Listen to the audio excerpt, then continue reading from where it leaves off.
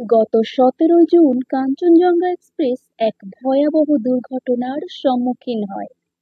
মৃত্যুর সংখ্যা অনেক, স্বজন হারানোর কান্নার শব্দ, বাঁচার আর্তনাদের আওয়াজ এখনো ফিকে হয়ে যায়নি। মুহূর্তেই খেলনা গাড়ির মতো রেল লাইনের পাশে ছিটকে পড়ে দুমড়ে মুচড়ে যায় ট্রেনের কামরা।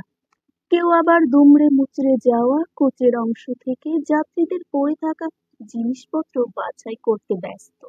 তারই মাঝে সেইখানে পৌঁছে যাচ্ছেন কত শত মানুষ, কেউ নিজের গাড়িতে, কেউ বা ভাড়া গাড়ি করে, কেউ ট্রাকের পাশে পড়ে থাকা স্তব্ধ কোচগুলোর পাশে দাঁড়িয়ে সেলফি তুলছেন, আবার কেউ ব্যস্ত রিলস বানাতে।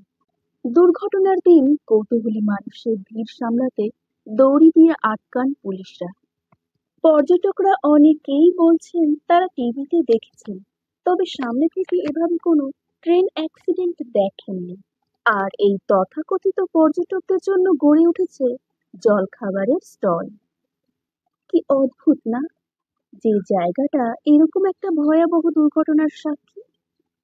এই দুর্ঘটনা কত বাচ্চার থেকে তার বাবাকে কেড়ে নিয়েছে, কত বাবাকে চোখের সামনে সন্তানের মৃতদেহ দেখতে হয়েছে, কত সংসার হারিয়েছে অবলম্বনকে। আত্মীয়রা নিহতদের বাড়ির সদস্যদের চোখের জল মুছে শেষ করতে পারছেন না। কয়েক ঘন্টার ব্যবধানে সেই জায়গাটাই আর 5 জনের কাছে হয়ে উঠেছে ঘুরে দেখার মতো, কৌতূহল মেটানোর মতো একটা আদর্শ জায়গা। একদিকে দুর্ঘটনার দিন আগে পরে কিচ্ছু না ভেবে স্থানীয় মানুষরা প্রথমে হাত লাগিয়েছিলেন উদ্ধার কার্যে। আজ তাদের জন্য কত যাত্রী প্রাণে বেঁচে ফিরেছেন। আর আরেকদিকে দুর্ঘটনার পর দুর্ঘটনার জায়গায় আসা তথাকথিত পর্যটকরা। এটা কোন সমাজে বাস করছি আমরা, বলতে পারি? সত্যি কি আমাদের মধ্যে থেকে মনুষ্যত্ব বোধটাই হারিয়ে যাচ্ছে?